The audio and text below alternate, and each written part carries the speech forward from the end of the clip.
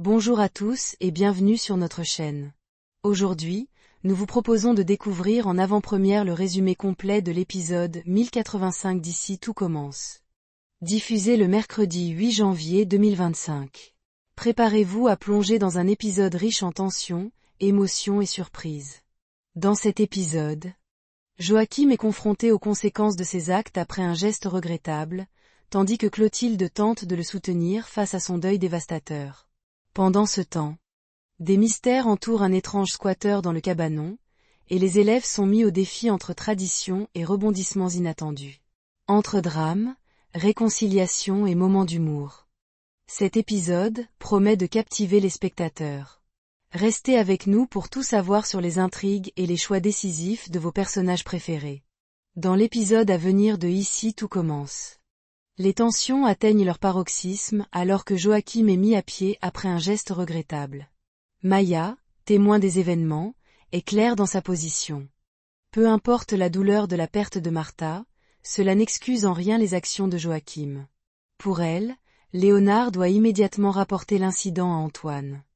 Elle souligne avec fermeté que le deuil, aussi dévastateur soit-il, ne donne pas à Joachim le droit de s'en prendre physiquement à quelqu'un. De son côté, Joachim est consumé par le remords. Reconnaissant la gravité de ce qu'il a fait à Léonard, il prend l'initiative de prévenir Tessier avant que les choses n'empirent. En apprenant la situation, Tessier décide de convoquer Léonard pour obtenir sa version des faits. Joachim, dévasté, confie qu'il ne comprend pas ce qui a pu le pousser à frapper Léonard. Sa colère incontrôlable semble être le résultat d'un trop-plein émotionnel qu'il ne peut plus contenir. Clotilde, bien qu'attristée par la situation, essaie de le soutenir. Elle interprète son comportement comme un signe qu'il est totalement à bout de force. Joachim, les larmes aux yeux, admet qu'il s'est montré exécrable envers Constance et qu'il a été injuste et cruel avec Clotilde. Il exprime ses excuses, tout en révélant qu'il a cherché désespérément des coupables pour apaiser son propre chagrin.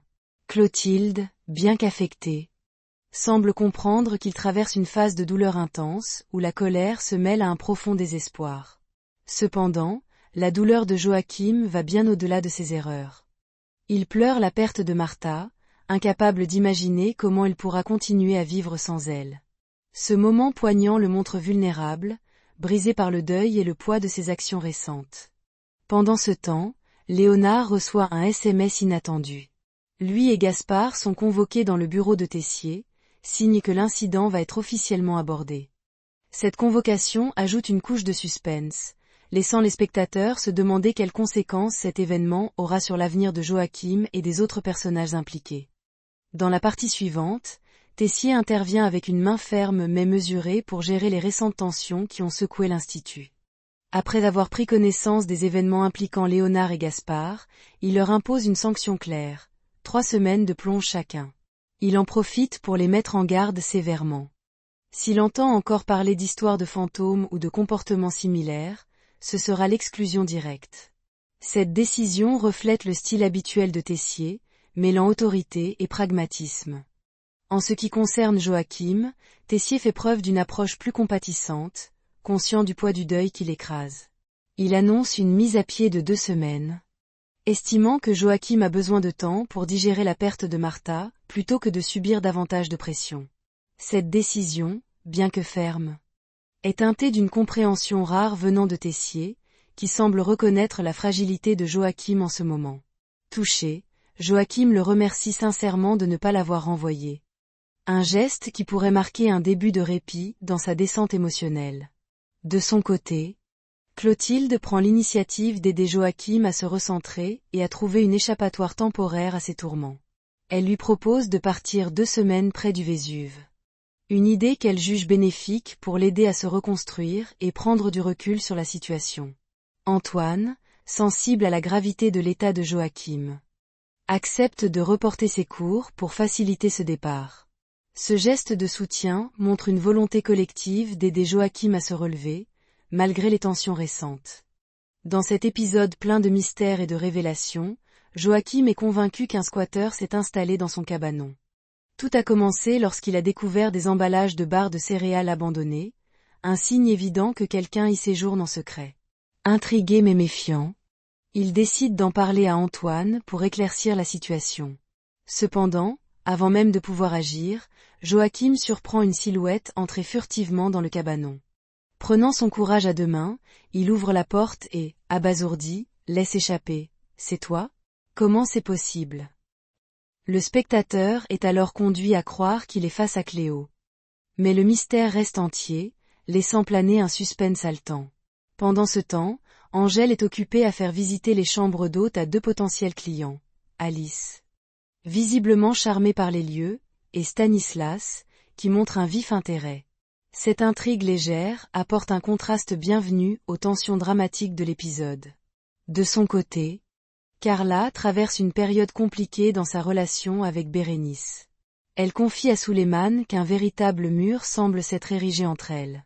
Bérénice, profondément blessée, semble avoir perdu toute confiance en Carla, ce qui met leur amitié à rude épreuve. Face à cette situation délicate, Suleiman offre une réflexion introspective. Il pense que le problème vient en partie de lui. Il en conclut qu'ils doivent mettre une certaine distance dans leur amitié, suggérant que leur proximité pourrait être un frein à la résolution des tensions entre Carla et Bérénice. Dans cet épisode riche en émotions et en relations complexes, les personnages explorent les nuances de leurs sentiments et de leurs interactions. Suleiman, toujours attentif aux émotions de Carla, lui confie une vérité touchante. Tu n'es plus toi-même depuis ta rupture. Moi, je veux que tu sois heureuse. Ces mots, empreints de sincérité, montrent son profond attachement à son ami. Suleiman souhaite voir Carla retrouver sa joie et son authenticité, même si cela signifie qu'il doit prendre du recul pour lui laisser l'espace de se reconstruire. Pendant qu'ils cuisinent ensemble, Léonard et Quentin laissent leurs émotions prendre le dessus et s'embrassent. Cependant, l'instant de complicité est vite interrompu par Léonard, qui se recule, partagé entre ses sentiments et ses préoccupations. Il avoue qu'il n'est pas certain que ce soit une bonne idée, surtout par rapport à Maya. Après une brève discussion, ils décident de revenir à une relation amicale, mettant leurs sentiments de côté pour préserver une certaine stabilité. Ce choix révèle la maturité des deux personnages. Bien qu'un sous-texte d'ambiguïté reste palpable. De son côté, Alice accepte la proposition d'Angèle pour la chambre d'hôte, séduite par l'idée. Stanislas, cependant, hésite en découvrant les détails de cette future colocation. L'idée de partager un toit avec Alice, Angèle et Colline l'inquiète, notamment à cause des dynamiques sociales à l'Institut. Il redoute que cette promiscuité puisse affecter leur relation professionnelle. Cherchant à gérer la situation avec diplomatie, Stanislas suggère à Alice qu'ils doivent d'abord consulter Colline avant de s'engager dans cette cohabitation. Il veut s'assurer que cette nouvelle configuration ne dérange personne et que tout le monde se sente à l'aise. Cette attention aux besoins des autres met en avant le caractère réfléchi de Stanislas, bien qu'il reste incertain sur ses propres envies. Dans cet épisode riche en symboles et en moments de légèreté, les personnages expriment leurs émotions à travers des traditions et des situations inattendues. Lors de la traditionnelle dégustation de la galette des rois, Carla tombe sur la fève et devient la reine du jour. Ce moment festif est teinté d'une note d'humour et de convivialité, apportant une pause bienvenue aux tensions habituelles de l'Institut. Hortense, de son côté, voit dans cette tradition une opportunité pédagogique. Elle propose aux élèves de créer une galette qui reflète leurs émotions, une manière originale et créative de se connecter à leurs ressentis. Pour donner l'exemple, elle réalise une galette du pardon, une œuvre empreinte de sincérité et de symbolisme. Hortense explique qu'elle l'a confectionnée en pensant à tout ce qu'elle n'a pas pu dire à Martha avant son départ. Ce geste montre sa vulnérabilité et sa volonté de se réconcilier avec son passé, touchant profondément ses élèves. Pendant ce temps, Gaspard vit une mésaventure dans les vestiaires de l'Institut. Alors qu'il se trouve sous la douche, la serrure de sa porte tombe soudainement et les lumières s'éteignent.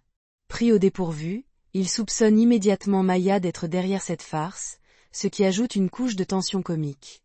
Enfermé et impuissant, Gaspard crie désespérément « Ouvrez-moi ». Plus tard, Léonard et Suleiman arrivent dans les vestiaires et découvrent la situation.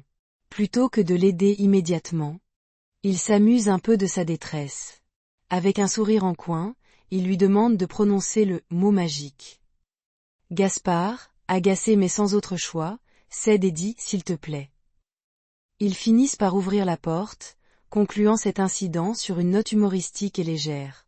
Dans cet épisode empreint de réconciliation et d'émotion, Bérénice et Carla retrouvent enfin leur complicité, mettant fin à une période de tension qui pesait lourdement sur leur relation. Bérénice, déterminée à clarifier la situation, rend visite à Carla pour comprendre pourquoi elle a pris ses distances avec Souleymane. Carla, sincère et vulnérable, lui explique qu'ils ont décidé, ensemble, de se mettre en retrait afin de préserver Bérénice et de ne pas nuire davantage à leur relation. Elle montre à quel point elle est prête à tout pour regagner la confiance de Bérénice, même si cela signifie sacrifier sa proximité avec Souleymane. Carla, profondément émue, ouvre son cœur à Bérénice et lui déclare « Tu es ma reine, je ne peux pas vivre sans toi ». Ces mots, empreints d'amour et de dévouement, résonnent comme un ultime effort pour recoller les morceaux de leur relation. Carla prouve qu'elle est prête à tout pour faire passer Bérénice avant ses propres besoins et désirs, marquant un tournant décisif dans leur histoire. Touchée par la sincérité de Carla, Bérénice laisse tomber ses barrières et l'embrasse. Ce geste marque la fin des rancunes et des doutes. Cette fois-ci, leur baiser est une véritable promesse, celle d'un nouveau départ. Sans peur ni regret. Leur lien est renforcé par les épreuves traversées, et elles semblent prêtes à reconstruire leur relation sur des bases plus solides et sincères.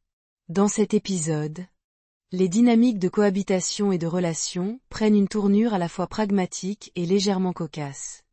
Alice et Stanislas décident de faire preuve de transparence en allant discuter avec Colline à l'Institut au sujet de leur projet de colocation dans la ferme d'Angèle. Conscients que cette situation pourrait modifier leurs interactions quotidiennes, ils préfèrent avoir son accord avant de s'engager. Colline, cependant, prend la nouvelle avec légèreté. Elle explique que la ferme est immense et qu'il y a peu de chances qu'ils se croisent souvent, dissipant ainsi leurs inquiétudes. Sa réponse pratique et détendue met Alice et Stanislas à l'aise, leur permettant de poursuivre leur projet sans arrière-pensée. Gaëtan offre son aide à Alice pour son déménagement, un geste simple mais significatif. Alors qu'ils terminent d'aménager la chambre, une certaine complicité s'installe, et ils décident de marquer l'instant en inaugurant l'espace. Mais leur moment de calme et de rapprochement est interrompu de manière inattendue. Stanislas débarque, bouteille à la main, prêt à trinquer pour célébrer cette nouvelle étape. Son arrivée, bien intentionnée mais mal synchronisée, crée une situation légèrement gênante. Le timing de Stanislas semble casser l'ambiance instaurée entre Alice et Gaëtan, laissant planer une touche d'ironie et un sous-entendu amusant pour le spectateur. Ce moment montre les subtilités des relations entre les personnages, où gestes bienveillants et maladresse se mêlent pour créer des scènes à la fois réalistes et divertissantes. Et voilà. C'est tout pour notre résumé complet de l'épisode 1085 d'Ici tout commence, diffusé le mercredi 8 janvier 2025. Cet épisode nous plonge dans des moments d'intensité, de mystère et d'émotion. Entre les décisions difficiles de Joachim, les tensions à l'Institut, et les intrigues légères qui apportent une touche de fraîcheur. Si vous avez aimé cette vidéo, pensez à mettre un like pour nous soutenir et à vous abonner pour ne rien manquer des prochains résumés et analyses. Dites-nous en commentaire vos moments préférés et vos théories pour la suite. Que pensez-vous du comportement de Joachim? Quel rôle pourrait jouer le mystérieux squatter? Merci à tous de nous avoir suivis. Et à très bientôt pour une nouvelle plongée dans l'univers d'Ici tout commence. Prenez soin de vous, et à la prochaine.